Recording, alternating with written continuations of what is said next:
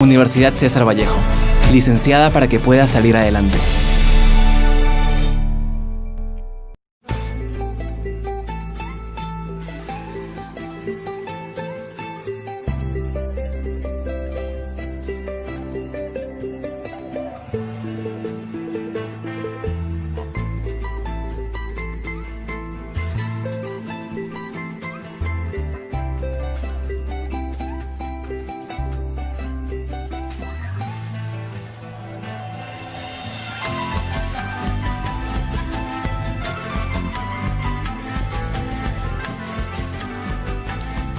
Todos conocemos a nuestro más grande poeta y escritor peruano, una de las más altas cumbres en la literatura universal y expresión poética del Perú, César Vallejo.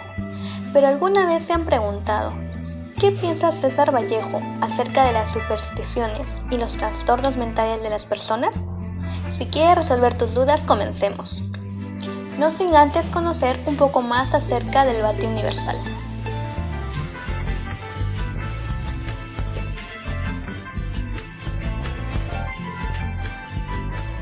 Santiago de Chuco, un pueblo ubicado en el departamento de La Libertad, en la Sierra Norte del Perú, fue hogar del más profundo y talentoso poeta peruano César Abraham Vallejo Mendoza, nacido un 16 de marzo de 1892 en esta maravillosa y hermosa ciudad. Sus padres eran Francisco de Paula Vallejo Benítez y María de los Santos Mendoza Gorronero. Este matrimonio tuvo 2 hijos en total, siendo César Vallejo el menor de ellos. Una apreciación muy peculiar que se puede observar en la familia del escritor peruano es en la forma en cómo lo clasificaban, siendo estos los 4 viejos, los 4 mayores y los 4 menores.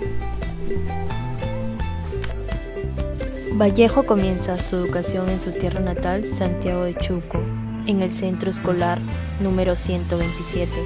Continuó sus estudios académicos en Huamachuco. Esta vez estaría en la secundaria en el Colegio Nacional de San Nicolás. Inicia sus estudios universitarios en la ciudad de Trujillo, interesándose por la Facultad de Filosofía y Letras. Se matriculó en la Universidad Nacional de Trujillo, pero por problemas económicos tuvo que abandonar sus estudios. Logra matricularse en la Universidad Nacional Mayor de San Marcos. Sin embargo, se retiró nuevamente por su condición económica. Tuvo varios empleos, lo cual le permitió que se matriculara en la Facultad de Filosofía y Letras de la Universidad de la Libertad. César Vallejo se graduó en 1915 como bachiller con su tesis El romanticismo en la poesía castellana. Trujillo se convierte en parte de su vida intelectual, ya que se encuentra con varios escritores que con el paso del tiempo se convertirían en el Grupo Norte. En 1915, César Vallejo ingresa como profesor al Colegio Nacional San Juan. Es aquí donde tiene el agrado de tener como alumno a Ciro Alegría, quien años más tarde se convertiría en un gran escritor. Durante su estancia en Lima, Vallejo recibe la noticia de la muerte de su madre, un hecho el cual lo albergó en una profunda tristeza.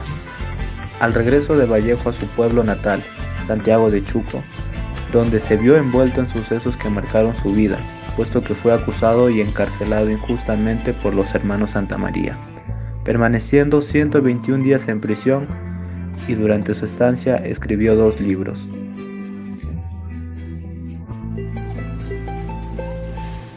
Tras una vida llena de sufrimiento en nuestro país, toma la decisión de emigrar hacia Europa, siendo su destino París.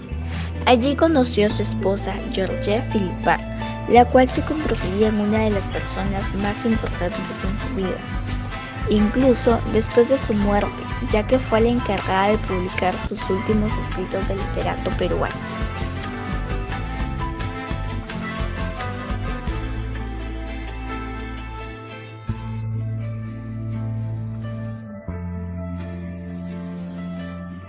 Después de haber resaltado los datos más considerables de la vida de nuestro reconocido literato peruano, se les dará a conocer sobre una de sus maravillosas novelas denominada Fabla Salvaje.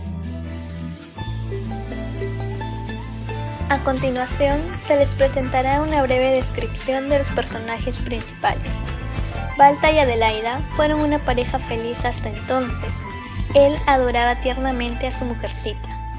Pálido, anguloso, de sana mirada agraria, alto, fuerte y alegre siempre, rebosante de ilusión y muy confiado en los años futuros del hogar. Era agricultor. Adelaida era una dulce chola, riente, lloradora, dichosa en su reciente curva de esposa, pura y amorosa para su caro varón.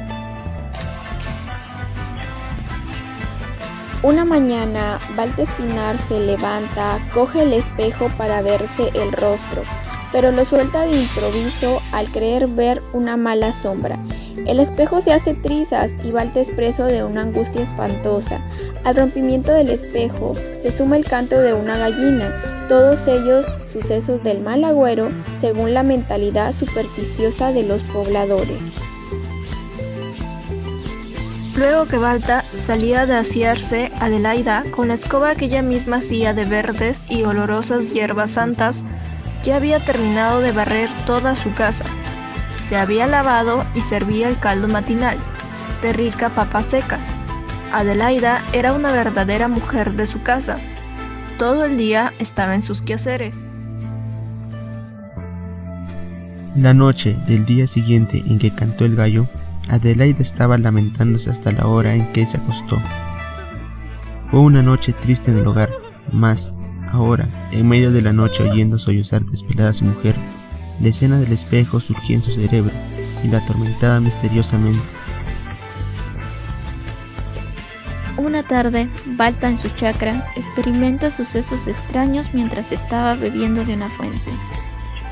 Vio una estrepitosa y lúgubre cosquillas en los árboles de la pradera.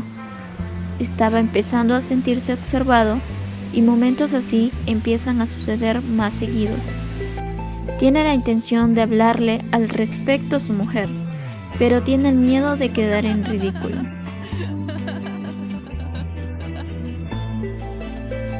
Balta se fue al pueblo, se sintió sacudido de un escalofrío de inmensa orfandad y no pudo contener un llanto que bañó sus mejillas. Traía el espejo en una mano, se vio en el cristal un segundo y apartándolo se quedó tieso. Era su propia imagen la que él veía.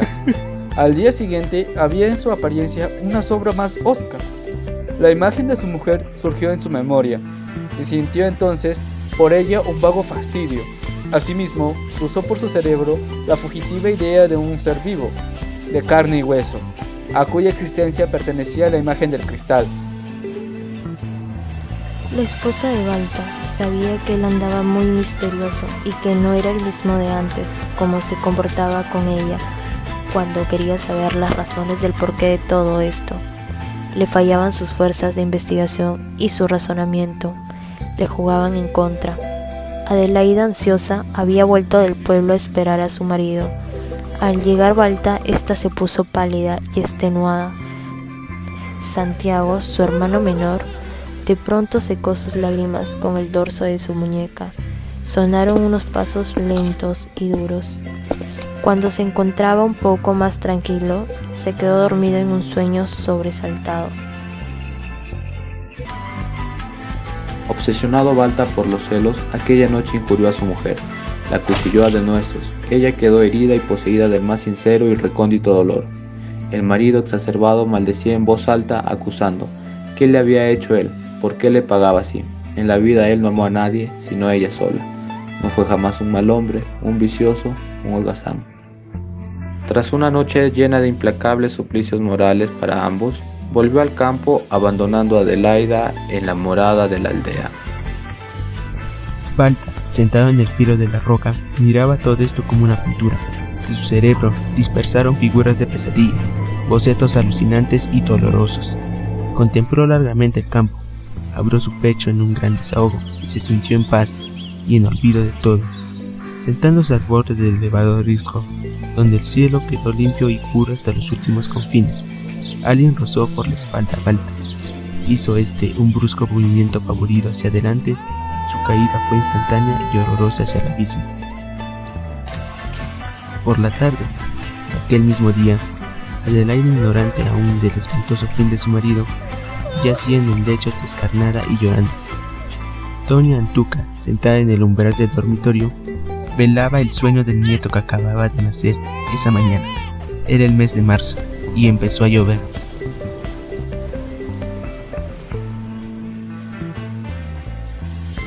¿Cuál es la esencia de Fábula Salvaje?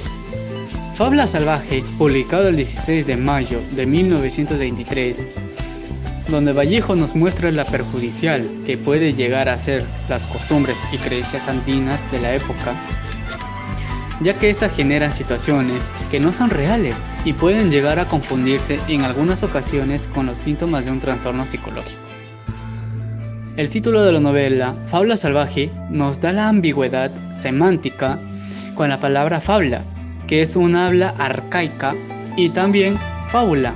Él prefiere decir que fábula es puro ficción o invención, ya que la autonomía de la ficción es una cualidad de la novela modernista peruana, y el problema psicológico que nos presenta la novela es la perspectiva psicoanalítica formulada por Jacques Lacan sobre la base del espejo como formadora del yo. ¿Qué tan perjudicial conlleva creer en las supersticiones? Investigando más a fondo, el que nos sucedan cosas buenas o nos sucedan cosas malas no tiene un fundamento científico. Sin embargo, basar nuestra vida en hechos de mala y buena suerte generan un impacto mental que puede distorsionar nuestra realidad, ya sea en el mejor de los casos, al pensar que tenemos buena suerte, nos genera un sentimiento positivo, y en el peor de estos nos puede llegar a generar todo lo contrario. El darles demasiada importancia a las supersticiones genera un desgaste de autoridad sobre nosotros mismos. Además, Juan Espejo Asturrizaga enfoca la magnífica descripción del ambiente rural que se hace en Fábula Salvaje. Respecto al estilo, comenta lo siguiente: el relato tiene páginas de magnífica fractura en su estilo y en un lírico y emotivo realismo de la vida sencilla agraria del poblador de la campiña serrana del norte peruano. Finaliza su apreciación haciendo una comparación entre Vallejo y Balta, situando a Balta como la personificación de los celos que Vallejo sufrió. Fábula Salvaje nos deja como reflexión lo importante que es la comunicación en una relación, ya que es la mejor opción para resolver conflictos y aclarar malos entendidos. En una relación debe resaltar la unión, el amor y la entrega. Nos da a entender la convivencia con el mundo de la superstición en la vida del hombre, ya que esto en muchas ocasiones en relaciones de pareja suele fomentar problemas, dejando que nosotros como personas nos dejemos llevar por la sociedad. En conclusión, Fábula Salvaje constituye una novela catastrófica, ya que la vida familiar del protagonista se va derrumbando debido a que la parte salvaje del ser humano y de la naturaleza se apoderan de su espíritu. Para finalizar, conocemos que las creencias no afectarán al sentido de nuestras vidas, y las costumbres y estereotipos antiguos no deben afectar ni vulnerar a personas tan importantes como las mujeres, ni a nadie dentro de nuestra sociedad. Ahora te planteamos lo siguiente: ¿qué piensas de las creencias y supersticiones? ¿Afectarán tu vida? ¿Y cuál es tu opinión acerca de esta novela escrita por nuestro talentoso literato?